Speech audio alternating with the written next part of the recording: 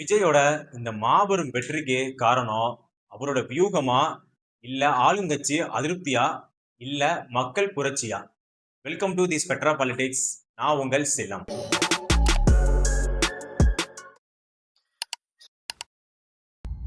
இங்க தமிழ்நாடு பாலிடிக்ஸோட ஃபீல்டையே கம்ப்ளீட்டா விஜய் மாத்திட்டாரு. அடிச்சு ஓஞ்சது விஜய் அலை இல்ல, விஜய் சுனாமி அப்படின்னே சொல்லலாம். இந்த சுனாமில ஹெவியா பாதிக்கப்பட்டது இந்த திராவிட கட்சிகள், அப்புறம் இந்த கொளத்தூர் தொகுதி, இது ரெண்டும் தான்.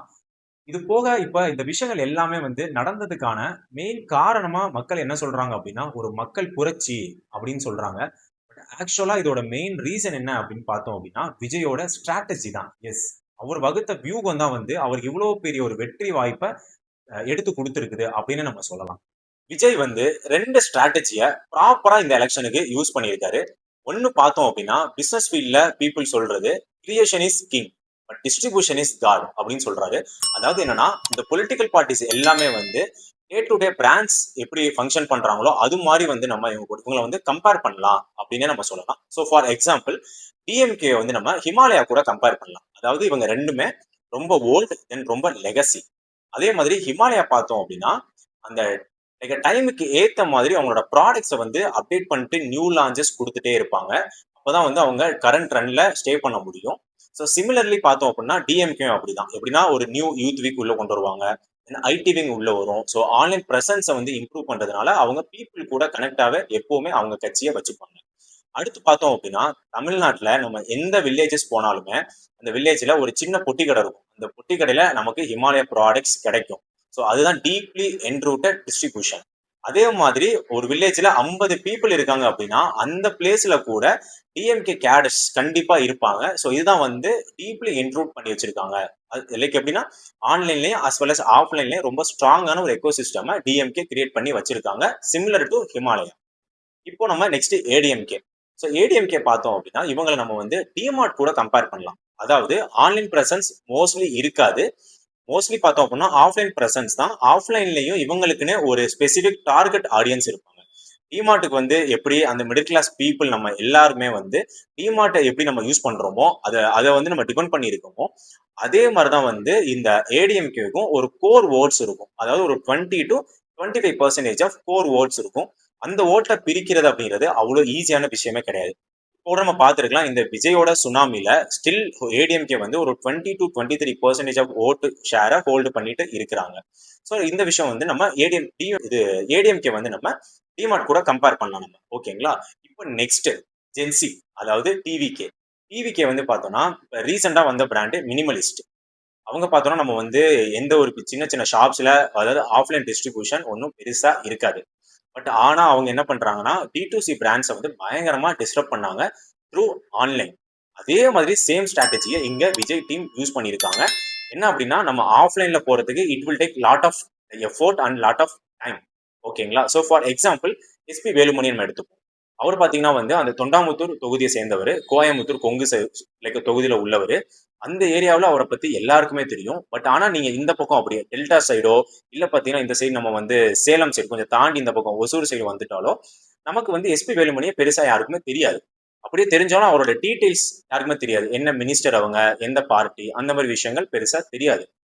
பட் ஆனா விஜய் அப்படிங்கிற அந்த ஒரு ஃபேம், அந்த ஒரு பர்சனல் பிராண்ட் பாத்தீங்க அப்படின்னா தமிழ்நாட்டில் இருக்க 8 கோடி மக்கள், அதாவது பட்டி தொட்டி எல்லாமே ஒரு பரவி இருக்கிற நேம் தான் விஜய் அப்படின்னு நம்ம சொல்லலாம்.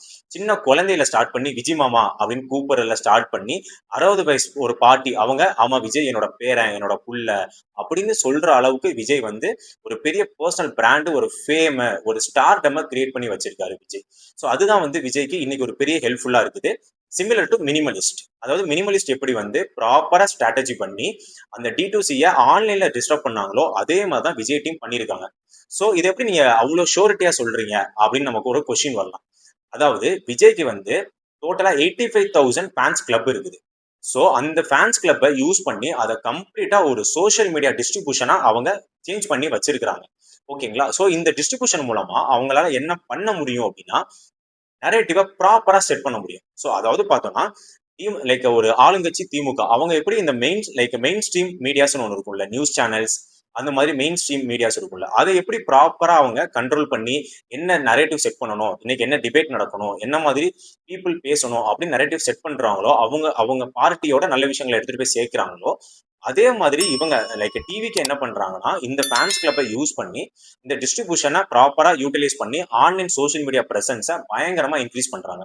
பட் ஆனா நீங்க போயிட்டு ஆஃப்லைன்ல பார்த்தோம் அப்படின்னா, நமக்கு டிஎம்கேயோ ஏடிஎம்கே மாதிரி அந்த அளவுக்கு பெருசா கேடர்ஸ் ஒரு ஸ்ட்ரக்சர்டா இருக்காது. கேடர்ஸ் இருப்பாங்க, பட் ப்ராப்பரா ஒரு ஸ்ட்ரக்சர்டான கேடர்ஸ் இருக்க மாட்டாங்க. இன்னொரு டைம் பார்த்தீங்கன்னா நம்ம பிரான்ச் கூட கூட நம்ம கம்பேர் பண்ணிக்கலாம். ஹிமாலயா as well as நம்ம வந்து மினிமலிஸ்ட் கூட கம்பேர் பண்ணிக்கலாம். ஸோ இதுதான் வந்து ஸ்ட்ராட்டஜி 1. தென் ஸ்ட்ராட்டஜி 2, இது எப்படி ஒரு ப்ராப்பரா பண்ணியிருக்காங்க அப்படின்னா, இது வந்து எமோஷனல் இன்டெலிஜென்ஸ். அதாவது வந்து விஜய் என்ன பண்றாரு அப்படின்னா, எமோஷனலா பீப்புள் கூட நம்ம கனெக்ட் ஆகணும், கனெக்ட் ஆகி பீப்புள் கூட நம்ம நிக்கணும், அப்பதான் வந்து நம்ம ட்ரஸ்ட்டை பில்ட் பண்ண முடியும் அப்படின்னு ஒரு ஸ்ட்ராட்டஜி பில்ட் பண்ணி, ஃபார் எக்ஸாம்பிள் இது தமிழ்நாட்டுல ரொம்ப சூப்பராகவே ஒர்க் அவுட் ஆயிருக்குன்னு நம்ம சொல்லலாம். அதாவது என்னன்னா வேற யாரும் இல்லை, நம்ம ஜெயலலிதா அம்மா.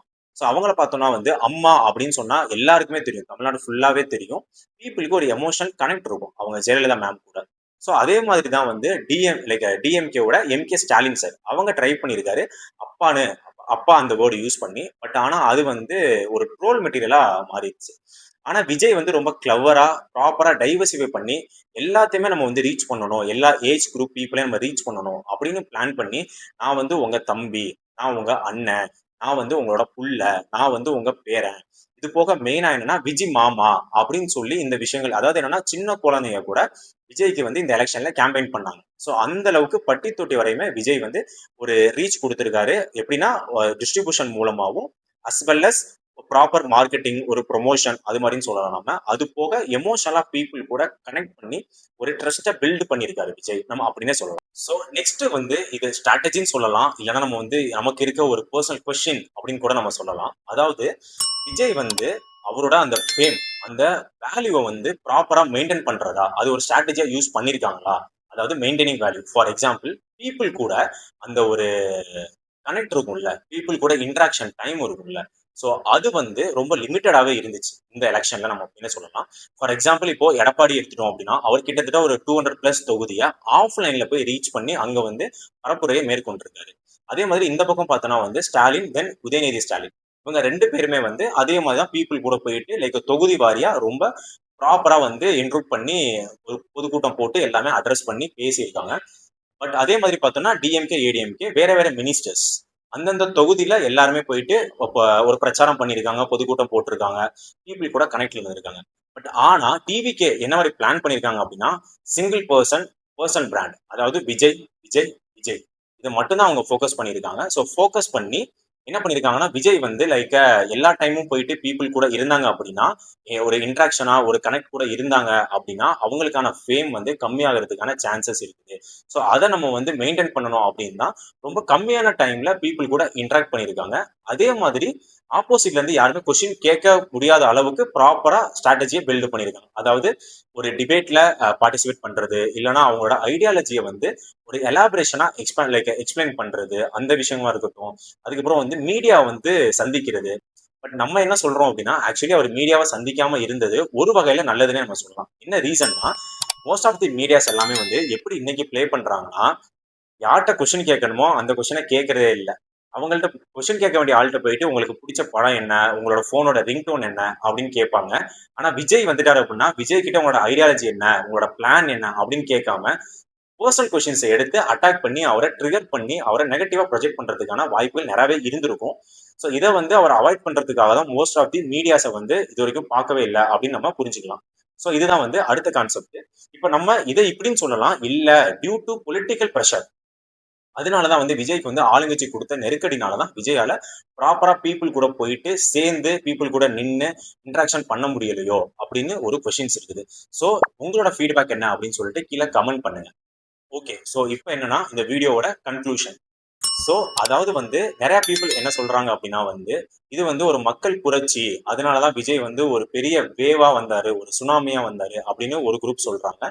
இன்னொரு குரூப் பாத்தீங்க அப்படின்னா வந்து இல்ல இல்ல, ரூலிங் பார்ட்டி மேல இருந்த ஒரு ஆன்டி இன்கம்பன்சி தான் வந்து விஜய்க்கு ஒரு பெரிய ஹெல்ப்பை கொடுத்துருக்குது, ஒரு பெனிஃபிட்டா இருந்திருக்குது அப்படின்னு சொல்றாங்க. பட் ஆக்சுவலி என்ன அப்படின்னா வந்து ரியல் ஃபேக்ட் என்னன்னா, விஜய் வந்து ப்ராப்பரான இந்த 3 ஸ்ட்ராட்டஜியுமே பில்ட் பண்ணி ப்ராப்பரா இதை எக்ஸிக்யூட் பண்ணியிருக்காங்க. அதோட அடிஷனல் பெனிஃபிட்டா தான் வந்து விஜய்க்கு இந்த ஆன்டி இன்கம்பன்சி ஓட்ஸ் எல்லாமே அவர் ப்ராப்பரா கேதர் பண்ணியிருக்காரு, பஞ்ச் பண்ணியிருக்காரு. அதே மாதிரி வந்து இந்த சைடு நமக்கு இந்த நியூட்ரல் ஓட் பீப்புள் இருப்பாங்கல்ல, ஸோ இவங்க எல்லாம் பாக்குறாங்க. ஃபார் எக்ஸாம்பிள், ஓகே இப்போ டிஎம்கே மேல நிறைய ஆன்டி இன்கம்பன்சி இருக்குது, இவர் யாரு ப்ராப்பரா வந்து எதிர்க்க முடியும் அப்படின்னா ஏடிஎம்கே வந்து ப்ராப்பரா வந்து அவங்க ஆக்சுவலி பீப்புள் கூட போயிட்டு ஒரு போராட்டம், ஒரு விஷயம், ஒரு ப்ராப்பரான எதிர்க்கட்சியை அவங்க செயல்படல, இன்னும் அக்ரெசிவா இல்ல அப்படின்னு நம்ம சொல்லலாம். பட் ஆனா விஜய் வந்து ப்ராப்பரா அந்த நெரேட்டிவ செட் பண்ணாரு. லைக் டிஎம்கேவா டிவிகேவா, தீய சக்தியா தூய சக்தியா அப்படின்னு சொல்லி அந்த விஷயத்தெல்லாம் ப்ராப்பரா பில்டு பண்ணதுனால அந்த ஸ்ட்ராட்டஜியோட அவுட்கம்மா அடிஷனல் பெனிஃபிட்டா தான் இந்த anti incumbency votes plus neutral votes இதெல்லாம் சேர்ந்து தான் வந்து என்னன்னா ஒரு வேவா ஃபார்ம் பண்ணி ஒரு சுனாமியை ஃபார்ம் பண்ணி மக்கள் புரட்சியா இன்னைக்கு வந்து விஜய் ஒரு பெரிய வெற்றியை வந்து கொண்டாடிட்டு இருக்கிறாங்க அந்த டீம் வந்து. இப்போ விஜய் வந்து இந்த எலெக்ஷன்ல வின் பண்றதுக்காக ப்ராப்பரா ஒரு 2-3 ஸ்ட்ராட்டஜியை பில்ட் பண்ணி அதை எக்ஸிக்யூட் பண்ணி ஆட்சியும் அமைக்க போறாங்க. ஸோ வின் பண்ணிட்டாருன்னு வச்சுக்கலாம் நம்ம. இதுக்கப்புறம் வந்து இப்போ ஒரு சீஃப் மினிஸ்டர் ஆனதுக்கு அப்புறம் அதுக்கப்புறம் அந்த ஆட்சியை நடத்துறதுக்கு அவர் என்ன மாதிரி ஸ்ட்ராட்டஜியை பில்டு பண்ண போறாரு, அதை எப்படி எக்ஸிக்யூட் பண்ண போறாரு, அதுக்கான தடைகள் எப்படி வரப்போகுது. ஏன்னா வந்து எல்லாருமே சொல்லுவாங்க டிஎம்கே வந்து ரூலிங்ல இருக்கிறத விட ஆப்போசிஷன்ல இருக்கும்போது நல்லாவே பெர்ஃபார்ம் பண்ணுவாங்க அப்படின்னு சொல்லுவாங்க. ஸோ அதனால நம்ம என்னன்னா வந்து அதெல்லாம் பொறுத்துன்னு தான் பார்க்கணும். ஸோ மேலும் இதே மாதிரி உங்களுக்கு இன்ட்ரெஸ்டிங்கான பொலிட்டிக்கல் நியூஸ் தெரிஞ்சுக்கணும் அப்படின்னா வந்து நம்ம சேனலை சப்ஸ்கிரைப் பண்ணுங்க, கமெண்ட் பண்ணுங்க, ஷேர் பண்ணுங்க. Thank you so much.